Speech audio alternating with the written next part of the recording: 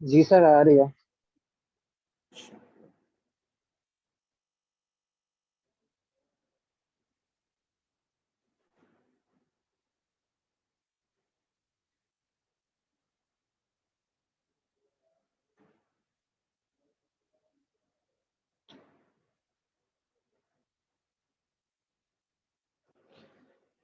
चलिए, तो मुझे ये बताएं, अब जैसे हम हाइब्रिड पे चले गए हैं, तो पेपर 5 का जो क्वेश्चन 1 है, ठीक है, या तो हम ये डिवीजन कर लें कि हम जो 2 दिन ऑनलाइन क्लास पढ़ें,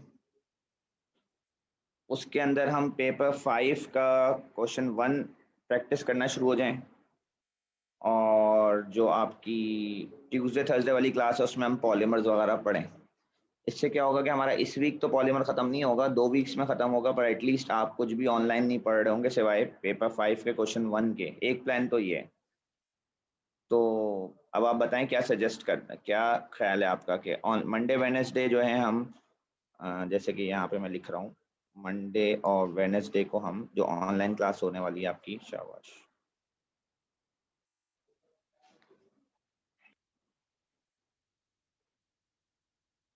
ये क्या हो रहा है?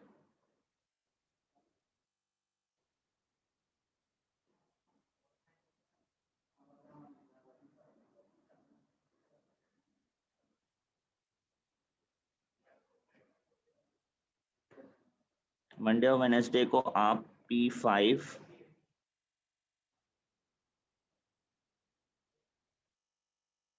क्वेश्चन नंबर 1 करें।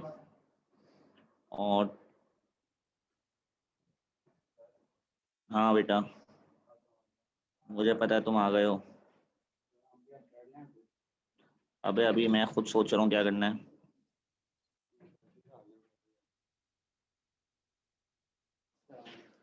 वालेकुम सलाम। 2 अदद स्टूडेंट्स यहाँ घूम रहे हैं स्कूल में। मेरा ये चल ही नहीं रहा, क्या हुआ इसको?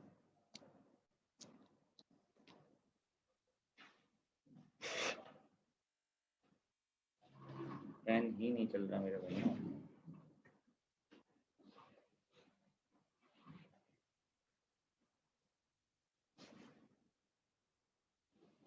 और क्या इसको?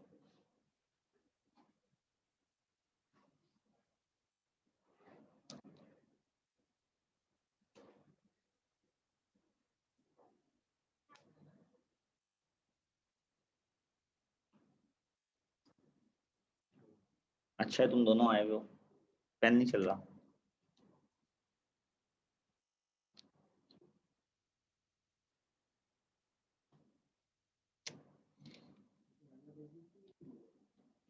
नहीं, हाइब्रिड ही कर दी। अब हाइब्रिड रहेगी जब तक कि ये दोबारा नहीं कहते।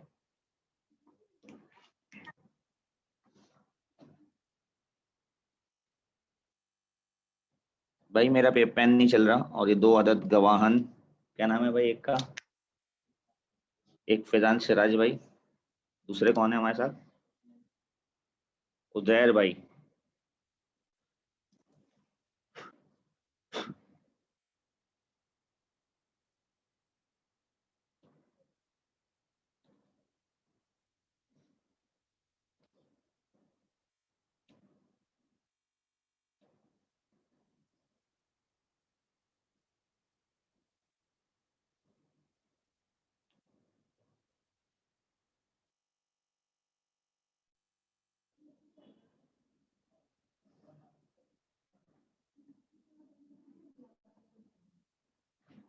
अच्छा जी, तो बताएं क्या प्लान करना है,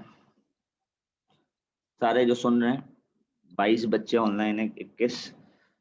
ऑनलाइन में पेपर 5 क्वेश्चन 1 करें, और ट्यूसडे थर्सडे में हम पॉलीमर्स पढ़ें क्लास में।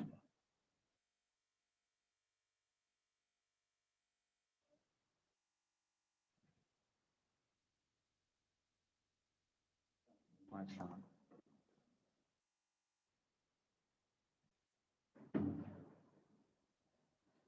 ठीक है, सही है। अब भाई हम क्वेश्चन 1 कर रहे हैं अभी, तो तुम लोग करीब आ जाओ, देख लो कैसे होगा। बल्कि अपनी चेयर्स को बस इसी एंगल में यहाँ आ जाओ, तुम यहाँ आ जाओ और तुम यहाँ आ जाओ, तुम भी अपनी चेयर यहाँ ले आओ ताकि मैं यहाँ रख के लिखूँ तो तुम लोगों को दिखे सही क्वेश्चन हो क्या रहा है। पेन हमारा साथ दे। ठीक है, अब क्वेश्चन 1 के लिए हम क्या करेंगे, हम दोबारा से टॉपिकल्स पे चलेंगे जो आपको मैंने टॉपिकल पास पेपर्स दिए थे ना, आप सारे घर पे ही हैं तो आपके पास वो हैंडआउट्स होंगे। तो will start from the first topic जो हमने पढ़ा था, एनर्जेटिक्स। ठीक है, तो एनर्जेटिक्स की जो बुकलेट है अगर आप वो निकाल लें और उसके क्वेश्चन 1 हम स्टार्ट कर दें अभी, और फिर हम काइनेटिक्स के और फिर उसके बाद सो ऑन आगे बाकियों के पेपर 5 करेंगे।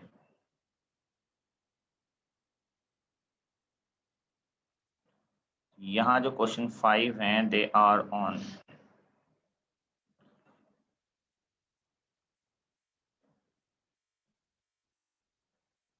पेन थोड़ा पंगा कर रहा है। ये पेपर 5 पे हम आ गए हैं, हमारा पहला ही पेपर 5 आइटम। जी हाँ, पेज नंबर 66 से पेपर 5 स्टार्ट हो रहे हैं। ये पेपर 5 का पहला सवाल है।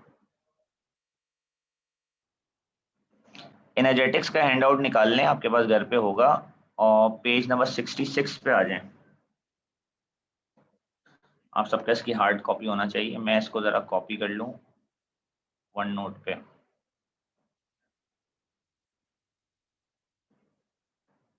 यार ये पेन साथ नहीं दे रहा आज।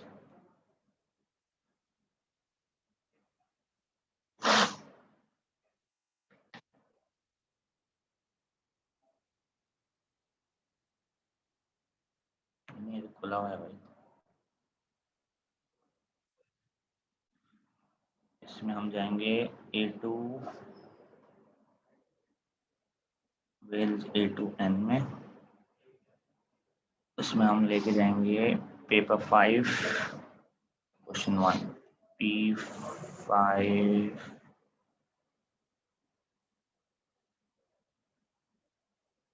Question number 1। हमारा पहला टॉपिक है एनर्जेटिक्स।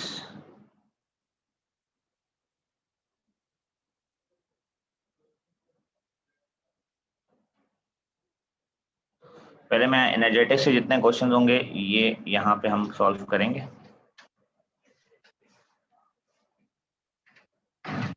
एक और बच्ची भी आ गई गलती से, तुम यहाँ आ जाओ एक सेकंड, तुम्हारे अभी पोजीशन करते हैं हम।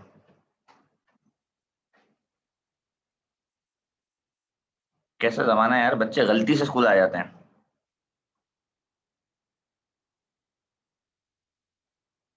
एक मिनट भाई, मेरा मेरा मेरा मोबाइल वाला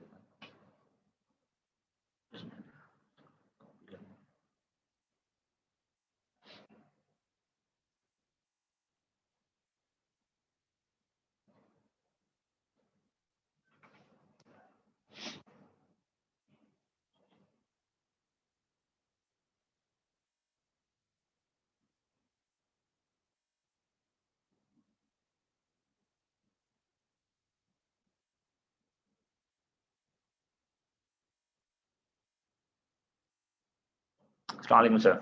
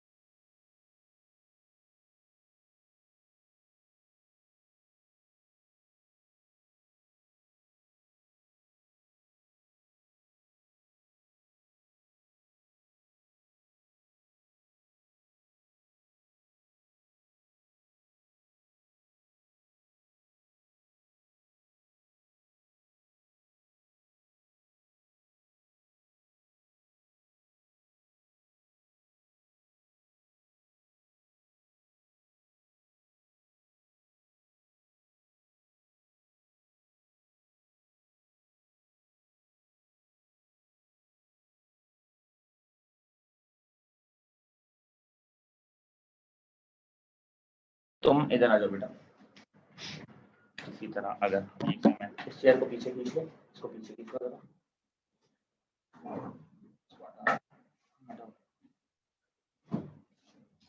और इस चेयर को,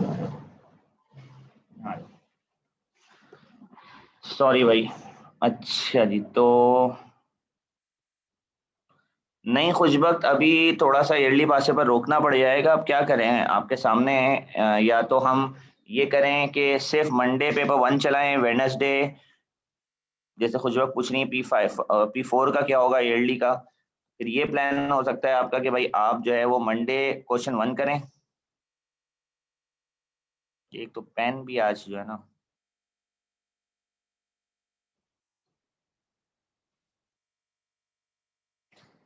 मंडे पेपर 1 नहीं चल रहा पेन।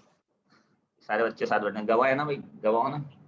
दोस्तों से बोले तुम हाथ चला रहे हो, उन्हें पता ही नहीं सवाल लिए यहाँ सेट करा दें। अच्छा चलें ऐसे ही पढ़ लेते हैं इसको, क्वेश्चन को मैं आपको बताता जाता हूँ कैसे सॉल्व होना है ये। तो इसमें लिखा हुआ है the enthalpy change for the reaction between magnesium atoms and aluminum ions to produce magnesium ions and aluminum atoms cannot be determined directly। कह रहे हैं एक रिएक्शन करवा रहे हैं ये मैग्नीशियम एटम्स और एल्यूमिनियम आयंस के बीच, उससे बनेंगे मैग्नीशियम के एटम्स और एल्यूमिनियम के आयंस बनेंगे। मतलब मैं इक्वेशन लिख देता हूँ, रिएक्शन करवा रहे हैं ये तुम जा रही हो, अच्छा शाबाश, मैग्नीशियम एटम और एल्यूमिनियम आयन। तुमने ये देख तो लिया ना कि पेन नहीं चल रहा, बस जाओ तुम समझ गई होगी तुम क्या होने वाला है। एल्यूमिनियम आयन के बीच, अब इससे बनेंगे मैग्नीशियम का एटम आयन, देख रहे हो कितनी मुश्किल से लिखा हूं, और एल्यूमिनियम का एटम। इसका जो एंथैल्पी चेंज है ये आप फाइंड नहीं कर सकते डायरेक्टली, सवाल में लिखा हुआ है। However, both metals react with dilute sulfuric acid and using the enthalpy changes for these reactions, it is possible to use Hess's law to determine delta HR। कह रहे हैं कि जबकि दोनों सल्फ्यूरिक एसिड से रिएक्ट करेंगे, दोनों मेटल, यानी कि आप क्या कर सकते हैं कि मैग्नीशियम को रिएक्ट कर सकते हैं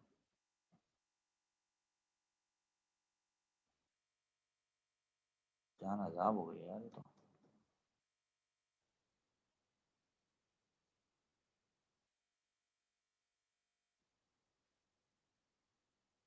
H2SO4 से,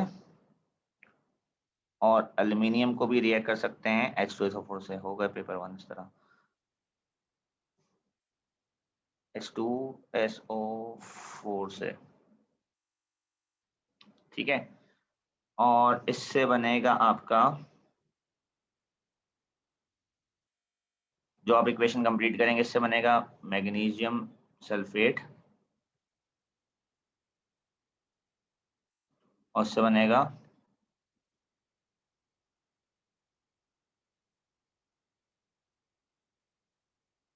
Al2SO4 taken size plus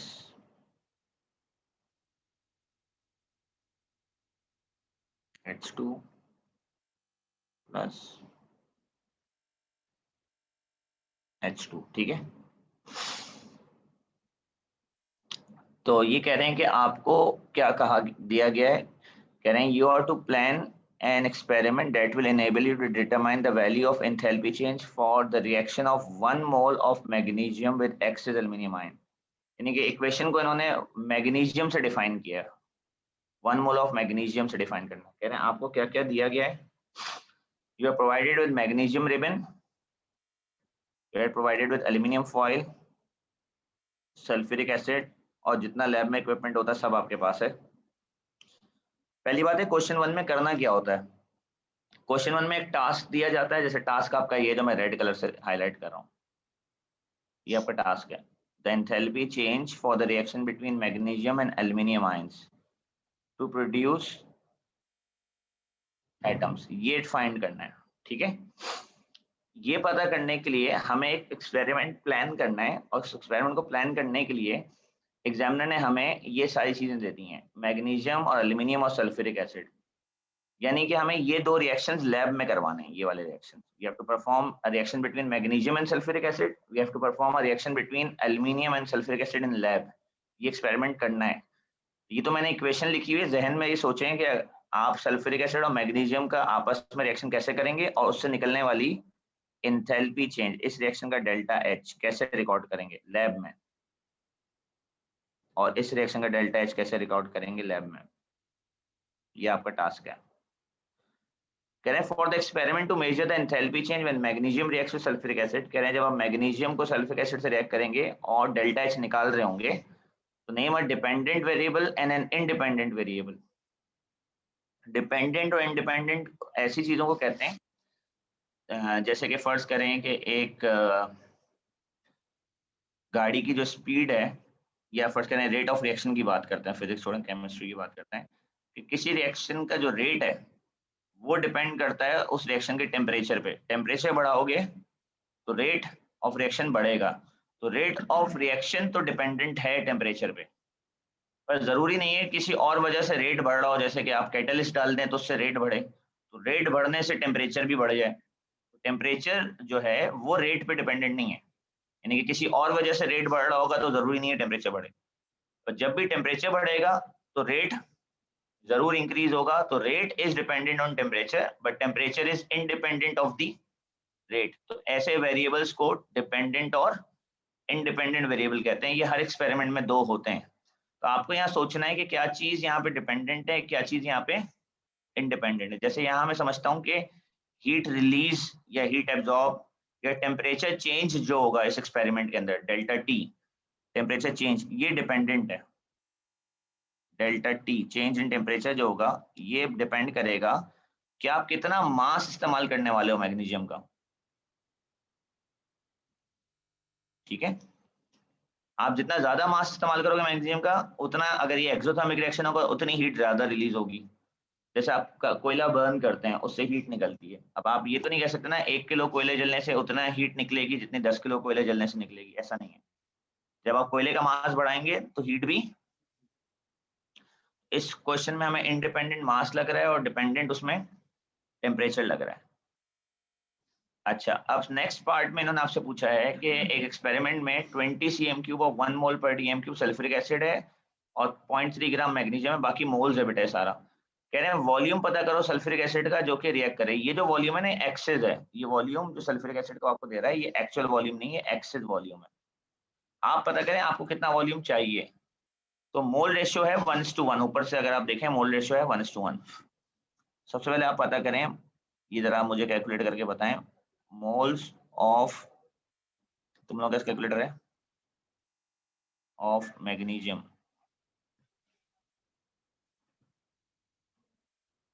is equals to 0.3 divided by 24.3 is equals to, एक बच्चे का आंसर आ गया शायद 0.0123, 0.0123, ये मैग्नीशियम के मोल्स आ गए। तो जो मोल्स मैग्नीशियम के होंगे वही मोल्स सल्फ्यूरिक एसिड के होंगे। तो आगे जो है आप वॉल्यूम निकाल, मोल्स का फॉर्मूला क्या होता है, मोल्स इक्वल्स टू सॉल्यूशन के moles concentration into volume upon 1000 लिखा है इसमें, किन मुश्किल हालात में पढ़ा रहा हूँ देख रहा हूँ तुम लोग। अच्छा तो बेटा यही मोल्स को सब्जेक्ट बनाए, वॉल्यूम बताएं कितनी आ रही है, कंसंट्रेशन कंसिडर करनी है 1 मोलर। कितनी आई भाई, 12.3 आ रही है। तुम ना रोज आ जाया करो, इधर बैठा करो, जल्दी जल्दी कैलकुलेशन करके बता दिया करो।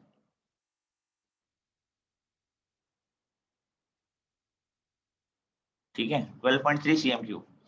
तो कह रहे हैं जब 12.3 चाहिए था तो 20 क्यों इस्तेमाल किया। तो याद रहे हम हमेशा एक्सेस इस्तेमाल करते हैं ताकि इंश्योर करें कि सारा मैग्नीशियम रिएक्ट कर जाए। ठीक है, तो हम एक्सेस इस्तेमाल इसलिए करते हैं to to ensure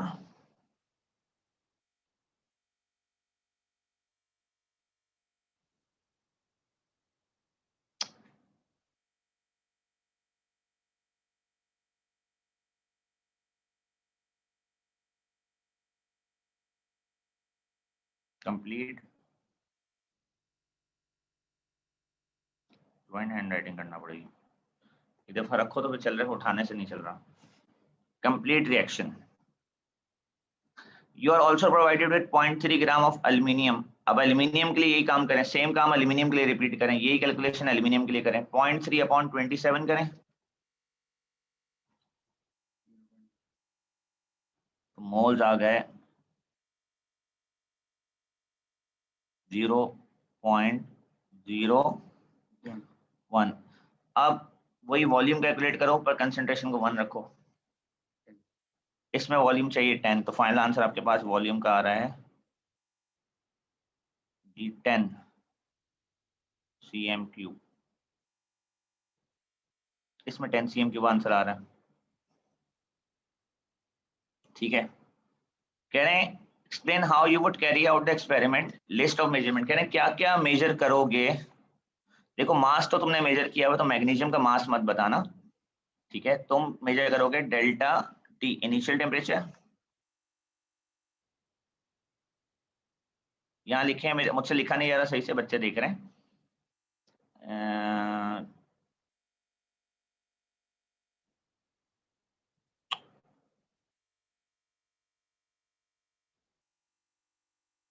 initial temperature इस तरीके से आप लिखेंगे, फाइनल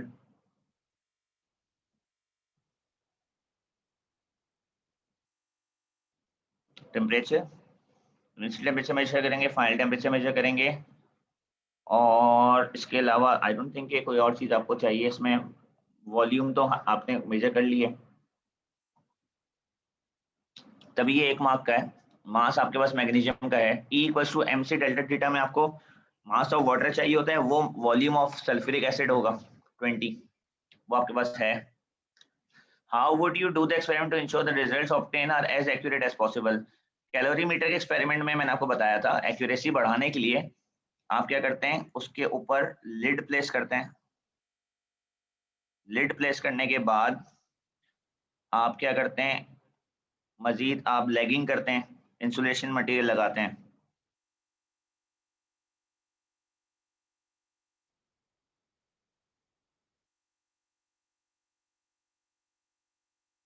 इंसुलेशन करेंगे, लिड प्लेस करेंगे, स्टेयर करेंगे, स्टीयरिंग करते हैं यूनिफॉर्म हीट ट्रांसफर के लिए।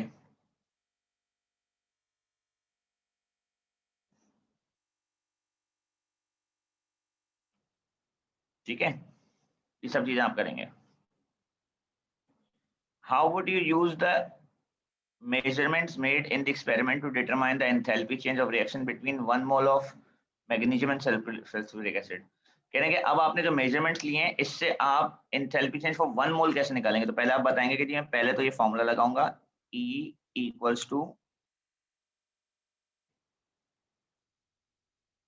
mc delta T। इससे आप एनर्जी निकालेंगे। फिर मैंने आपको बताया था इस एनर्जी को आप कन्वर्ट करते हैं किलोजूल में, तो एनर्जी को आप डिवाइड बाय 1000 करेंगे,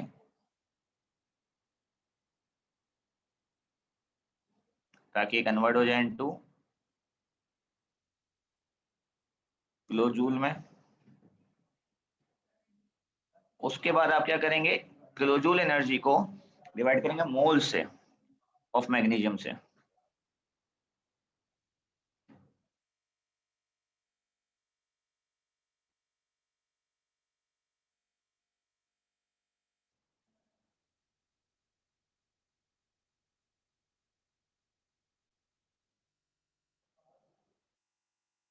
बस, तो आपके पास क्या आ जाएगा, एनर्जी आ जाएगी इन किलो जूल पर मोल। अच्छा ये मत समझे कि मैं आपको कोई रफ वर्किंग करा रहा हूँ, यहाँ आंसर ही इस तरह लिखना होता है, क्योंकि यहाँ पे रीडिंग्स तो है नहीं। आपके पास कोई डेल्टा टी आया, एक्सपेरिमेंट तो आपने परफॉर्म किया नहीं, तो this is a plan. Plan का मतलब होता है कि आप रफ प्लानिंग करते हैं कि जब मैं एक्सपेरिमेंट करूंगा और मेरे पास डेल्टा टी आएगा तो ये इस तरह प्रोसीड कर जाएगा। ये पॉइंटर्स आपने इसी तरह लिख कर छोड़ देंगे, पहले ये फॉर्मूला लगेगा, फिर वो क्लोजूल में कन्वर्ट होगा, और फिर क्लोजूल के बाद वो क्लोजूल पर मोल में कन्वर्ट होगा। ज्यादा से ज्यादा आप यहाँ पे मोल्स ऑफ मैग्नीशियम की जगह चाहें तो जो आपने मोल्स ऑफ मैग्नीशियम कैलकुलेट किए थे यहाँ पे दैट इज 0.0123, वो चाहे तो वो वैल्यू प्लेस कर दें क्योंकि वो वैल्यू आपके पास है। बाकी ना आपके एनर्जी की वैल्यू है, ठीक है। मास की जगह आप 20 प्लेस कर सकते हैं, स्पेसिफिक कैपेसिटी की जगह चाहे तो 4.18 कर सकते हैं, बट डेल्टा टी आप प्लेस नहीं कर सकते क्योंकि आपके पास है ही नहीं डेल्टा टी, तो आप सबको वर्डिंग्स में ही छोड़ दें। लास्ट पार्ट जो है उसमें आपसे पूछा है कि आयनिक इक्वेशन लिखें मैग्नीशियम और एल्यूमिनियम आयंस के बीच। ये बड़ा मसला हो जाएगा, मैं हाथ से लिख लेता हूँ। ये जो मैंने इक्वेशन पहले लिखी थी, magnesium plus aluminium 3+ reduces magnesium 2+, I think इस पे चल जाएगा, प्लस क्या था भाई, नहीं इसको हम बैलेंस करेंगे अभी। अब इलेक्ट्रॉन एल्यूमिनियम ने गेन किए 3, मैग्नीशियम ने लूज किए 2, तो इसलिए मैग्नीशियम के आगे यहां लगेगा भाई 3, ताकि 3 2 6 हो जाए, और एल्यूमिनियम के आगे लगेगा 2, ताकि 2 3 इलेक्ट्रॉन बैलेंस हो गया ना। मैग्नीशियम ने 2 लूज किए थे इलेक्ट्रॉन, 3 ने मिलकर 6 लूज किए। एल्यूमिनियम ने 3 गेन किए थे, 2 ने मिलकर 6 गेन किए। अब आप यहां पर लिखेंगे, यहाँ पर इक्वेशन किस तरफ ऐड करेंगे, H2SO4, क्योंकि मैथ्स ये कहती है कि अगर इक्वेशन की दोनों तरफ एक ही चीज ऐड की जाए तो वो कैंसिल हो जाती है। पता नहीं ऐसा क्यों कहती है मैथ्स, माइनस हो जाती है ना, ठीक है।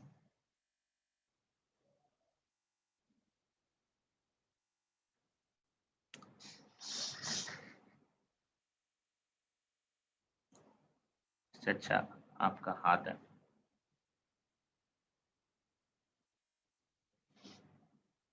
H2SO4 यहाँ लिखा, तो लेफ्ट हैंड साइड पे H2SO4 से कौन रिएक्ट करेगा, मैग्नीशियम। राइट हैंड साइड पे H2SO4 से कौन रिएक्ट करेगा, एल्यूमिनियम। और आपको पता है कि ना रिएक्ट करके बनाना क्या है और इसमें रिएक्ट करके बनाना क्या है, ये आप इक्वेशन पहले लिख चुके हो। इससे बनेगा मैग्नीशियम सल्फेट, उससे बनेगा एल्यूमिनियम सल्फेट। अब ऐसे पढ़ाऊंगा मैं दोनों, हाइड्रोजन। ये वाला जो डेल्टा एच है ये हमने उस एक्सपेरिमेंट से निकाला है, इसको ये कह रहे हैं डेल्टा H1 कहो, ये रहा, ये कह रहे हैं डेल्टा H1 कहो इसको, और इसको कह रहे हैं डेल्टा H2 कहो। तो हेसेस लॉ के जरिए डेल्टा H निकाल दो। एरो नीचे जा रहे हैं, एरो क्योंकि नीचे जा रहे हैं भाई, तो एरो नीचे जा रहे हैं, डेल्टा H क्या बनेगा आपका, delta H is equals to, जब एरो नीचे जाते हैं तो ये हो जाता है रिएक्टेंट माइनस प्रोडक्ट, तो delta H1 minus delta H2 हो जाएगा। पर एक सेकंड रुकें, ये जो डेल्टा H है ना ये 3 से मल्टीप्लाई हो रहा है, क्यों, क्योंकि दिस इज फॉर 3 मोल्स। पर आपने जो ऊपर मैग्नीशियम का काम किया है ये सारा, ये आपने किया है फॉर, सर आपने किया है फॉर 1 मोल, ठीक है। इसलिए मैंने उस एनर्जी को मल्टीप्लाई बाय 3 किया है, इसलिए ये 3 यहाँ पे भी लगा हुआ होगा भाई। अबे भाई ठीक है, तो यहाँ से सॉल्व होगा इसका आंसर। अब आप कहाँ है भाई, इसका आंसर ये रहे, आंसर्स पढ़ लें। सबसे पहले आपको दिया हुआ है इक्वेशन, उसको बैलेंस नहीं की थी मैंने, आप बैलेंस कर लें। फिर mass of water, mass of magnesium independent है और टेम्परेचर डिपेंडेंट है। फिर पहला वॉल्यूम आपने निकाला था 12.35, फिर एल्यूमिनियम के अपने मोल निकाले थे 0.11 थे, इन्होंने मुझे 0.1 बताया था, गलत बताया था, जिसकी वजह से वॉल्यूम आ रहा था 16.7। तो उसके बाद उन्होंने पूछा था क्या क्या मेजर करोगे, तो वो इनिशियल एंड वॉल टेम्परेचर मैंने लिखवाया था आपको, पार्ट E1। उसके बाद इंप्रूवमेंट एक्यूरेसी कैसे लोगे, इंसुलेट करेंगे या स्टेयरिंग करेंगे, ये मैंने आपको बताया था। फिर प्रोसेस कैसे करेंगे, तो मैंने आपसे कहा था कि पहले E = mc डेल्टा थीटा लगाएंगे, फिर उसको कन्वर्ट करेंगे फॉर 1 मोल, और फिर इन्होंने हेसिस साइकिल बनाई है, इन्होंने एक अलग तरीके से बनाई है, मैंने अलग तरीके से बनाई, बात एक ही है। फाइनल आंसर ये लिखा हुआ है ये बीच में ना। और सुटेबल हेसिस लॉग से ऊपर देखें, जो मैंने आपको बताया, मेरा आंसर ये आ रहा है, delta H are equal to 3 delta H 1 minus 1 delta H 2। वो 3 से क्यों मल्टीप्लाई हुआ मैंने आपको बताया कि फॉर 3 मोल जो है हमारे पास 1 मोल के लिए था। तो ये क्वेश्चन है जो मैंने आपको अभी कराया है, आगे कराना अभी बहुत मुश्किल है, दोनों बैठे हुए है भाई, मुश्किल है, काफी मुश्किल है भाई। पेन चल नहीं रहा है तो पता नहीं कब सही होगा, कैसे सही होगा, कौन सही करेगा, अब ये मैं बताऊंगा। कल आप आए तो पॉलीमर्स पढ़ते हैं, ठीक है? कोई सवाल किसी बच्चे का भाई? सर एल्युमिनियम के 2 मोल है तो मल्टीप्लाई नहीं होगा 2 इंटू डेल्टा एच 2 से? नहीं, उसकी वजह ये कि इक्वेशन जब आप बैलेंस करेंगे ना यहाँ पे, तो एल्यूमिनियम के है ही 2 मोल इक्वेशन में, बैलेंस्ड इक्वेशन में एल्यूमिनियम के 2 मोल हैं, देखो ऊपर, एक सेकंड,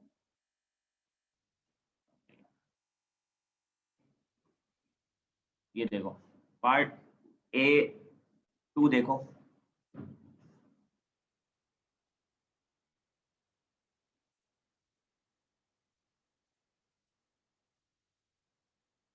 ये देखो, वो बाय डेफिनेशन ही 2 मोल थे, पर एल्यूमिनियम बाय डेफिनेशन जो था ना मैग्नीशियम, वो बाय डेफिनेशन 1 मोल था।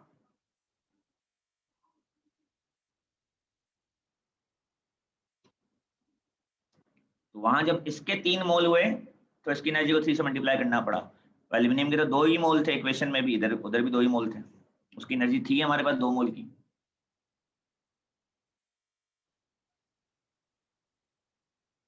सही है भाई?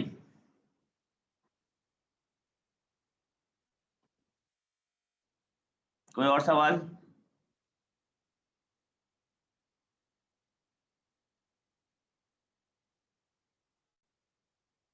चले भाई, कल मुलाकात होती है, अल्लाह हाफिज।